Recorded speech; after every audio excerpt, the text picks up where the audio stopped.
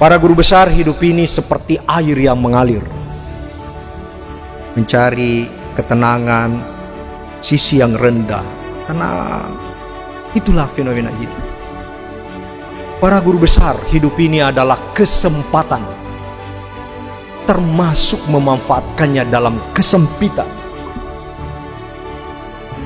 Artinya apa para guru besar? Hidup ini bergerak. Hidup ini bergerak. Pertanyaan besarnya untuk para guru besar dan untuk saya, seberapa sering kita menggerakkan hidup ini ke arah yang bermanfaat?